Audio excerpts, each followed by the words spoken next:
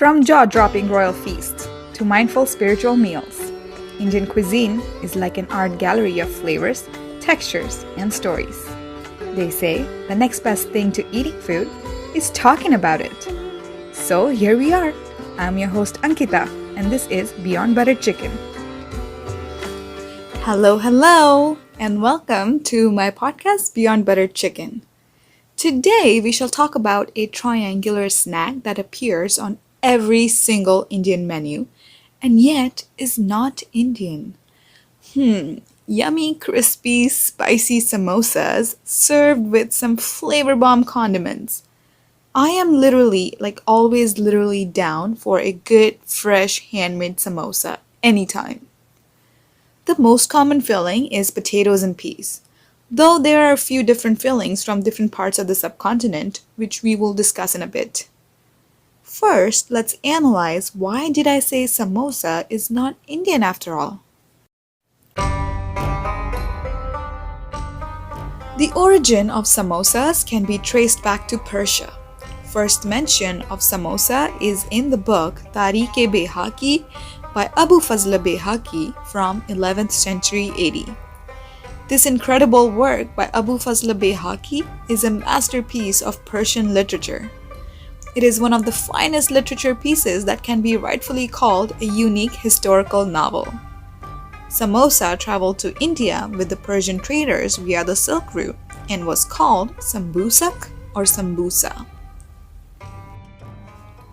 A book I always refer to in this podcast is Feasts and Fasts, A History of Food in India by Colleen Taylor Sen. This is what Colleen writes in her book. A popular dish was sambusa or samosa, a triangular pastry filled with minced meat and nuts. Arab cookbooks dating back to the 10th and 11th centuries call these pastries sambusak, a word still used in the Middle East. It may come from the Arabic say, that is three, referring to the triangular shape, and ambos, a kind of bread. A 13th century Baghdadi cookbook, Kitab al-Tabikh, that is a book of dishes, has recipes for three versions. One is filled with meat, flavored with coriander, cumin, pepper, cinnamon, mint, and pounded almonds. The second with halwa, and a third with sugar and almonds. Samosa is also mentioned by Ibn Battuta. He was a writer and explorer who traveled to India in 1334 AD. And of course, the famous singer, poet, and writer Amir Khusro also praises sambusa in his work. When sambusa appeared in Ain-i-Akbari, it established itself on the Indian subcontinent as our beloved samosa. Ain-i-Akbari is a 16th century book by Abu al-Fazl ibn Mubarak, written in Persian language regarding the administration of Mughal Empire in India under the Emperor Akbar. This book, by the way, is available on Google. It's a free PDF that anyone can download, and it's in English. And if you also are a sucker for food and history like I am, then I think you will find it quite fascinating. Samosa, in its simplest form, is a triangular pastry that is filled with meat, onions, and nuts. Even today, several Middle Eastern and North African countries make one or the other form of samosa. It has different names for sure, but the idea is the same. Be it sambus, samsa, sambusa, or the Portuguese chamusa. However, their Indian cousin, that is the one with potatoes and peas inside, stole the show and bagged all the fame.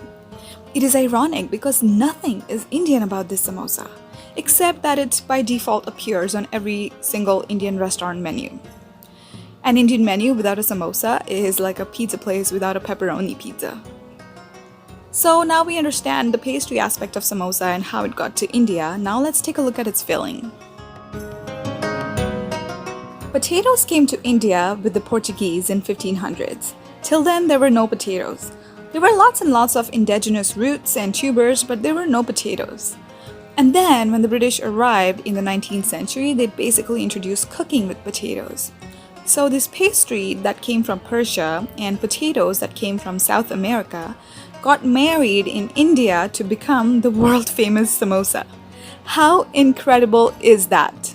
Only if fusion cuisine was a thing back then, samosa be a classic example of it.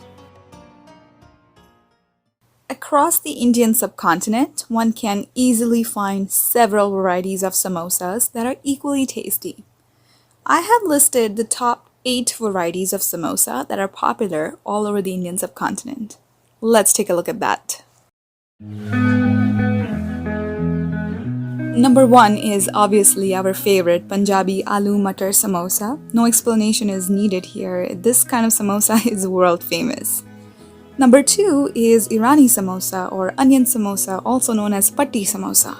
This kind of samosa is filled with rice flakes, that is poha, and chopped onions, and there are spices obviously. The covering is a thin, crispy wonton-like pastry, and it's deep fried. Number 3 is meat singara. Samosas are popularly known as singaras in Bengal, Bihar, and Jharkhand. Meat singara is stuffed with ground meat, spices, and peanuts. Then there is number 4, fulko peer singara. This is another version of the singara, and it's a vegetarian version filled with cauliflower, potatoes, peanuts, and obviously spices. Number 5, bori dal na samosa. Bora is a caste from Gujarat. Some people of this caste adopted or were converted to Islam. Dawoodi Bohras form the majority of the converted Muslim Bohra community, and this community serves a fantastic lip-smacking cuisine consisting of various meat curries, lentils, breads, and of course their famous samosas. These samosas are stuffed with cooked tur dal, that is pigeon peas, and chopped green herbs like mint, cilantro, or even green onion. They also make ground meat samosas that is seasoned with spices and herbs and chopped onions. The pastry is made of thinly rolled out rotis, that is flat breads made of whole wheat or all-purpose flour. And after the assembly, these samosas are deep fried. Number 6 is mutton samosas that are served in Hyderabad. These pointy little samosas are made out of ground goat meat, which is called ground mutton or mutton keema, that is seasoned with a special spice blend, and a pastry that is super thin and crispy is used to make these pointy little samosas. Number 7 is Memoni samosa puffs. Memon Muslims are a community that originally belonged to the Sindh region, that is in present-day Pakistan, but they have settled in Gujarat for a while now.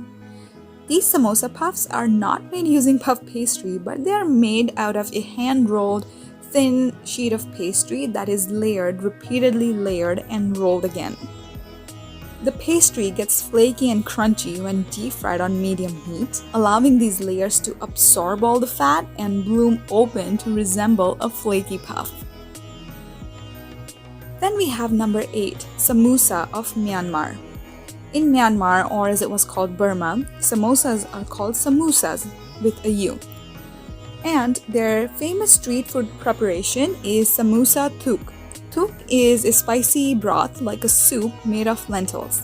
It's almost like sambar from South India, but with northeastern flavors and ingredients. A big fat samosa is dunked in this bowl of lentil soup and is served with garnishes like shredded cabbage, carrots, cilantro, chili, and lime. That's incredible, right? So many lesser known yet delicious varieties of samosas are served all across the Indian subcontinent. Now let's take a look at the overseas cousins of samosa, that is the OG kinds I like to say. Number 1 is sambusak from Turkey, Iran, Syria, and Jordan, that area.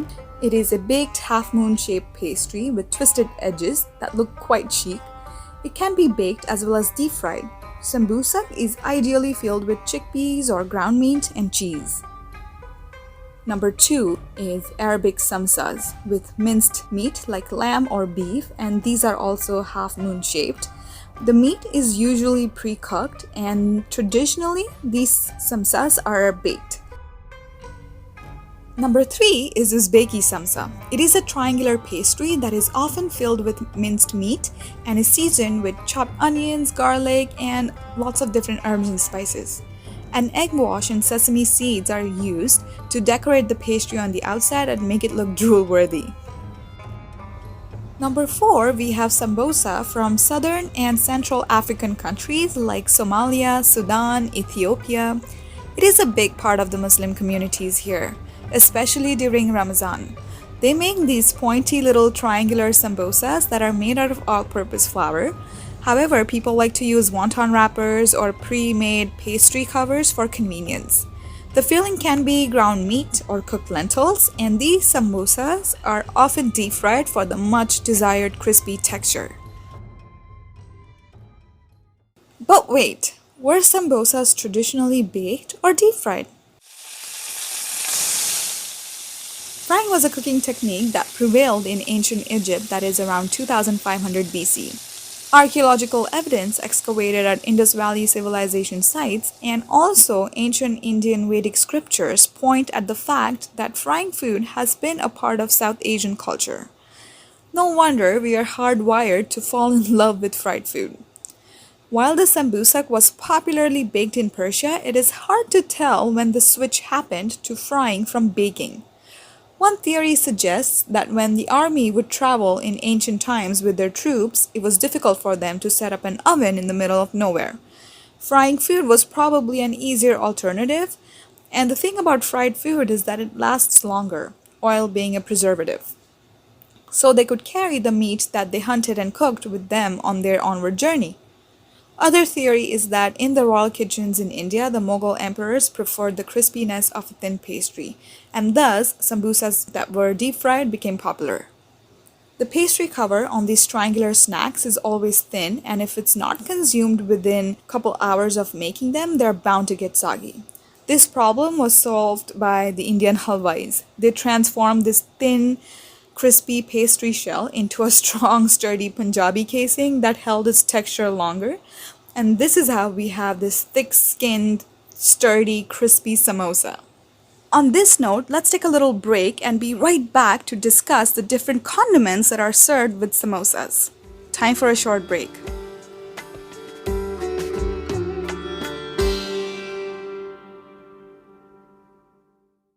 Some conversations are worth tuning into. So why not share it with Anchor's free all-in-one podcasting tools and make it easy to turn your video calls into audio that you can edit and distribute everywhere podcasts are heard. Capture your everyday conversations and make them available for everyone to enjoy.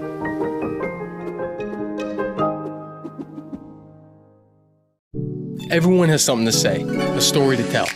We make it easy to share yours. So let's talk. Regardless of your podcast setup, hit record. And from there, whether your podcast reaches 10 people or 10 million, we can help you get heard wherever listeners are. And who knows, maybe even quit your day job. But no matter who hears you, it's about connecting and sharing something from your perspective. It's about having a voice and using it without anything standing in your way. Say it all with Anchor. And we are back from our break. Who is craving a samosa at this very moment? I know I am. So that was an amazing background and history of samosas, right? What about its accompaniments though? What is served with samosa? Samosas in India are typically accompanied by a tangy, sweet, spicy dipping sauce that is called chutney. In the Indian subcontinent, the term chutney either means a dry powdered mix of nuts and spices or can be a dipping sauce style chutney, which essentially is a blend of fresh herbs, chillies, maybe coconut, some spices, nuts, and water. It's more like a pesto, but use water instead of oil. Some parts of the subcontinent also serve a marinated slaw or a salsa kind of side, which also is called a chutney. There are also some fermented condiments served in some parts of the subcontinent, which are called chutney again. So yeah, chutney can be either a dry powdered mix, or it can be a dipping sauce style chutney, it can be a marinated slaw, or it can be a fermented condiment. The papadum platter with an array of dipping sauces, which is served at fancy Indian restaurants, all those dipping sauces are essentially chutneys.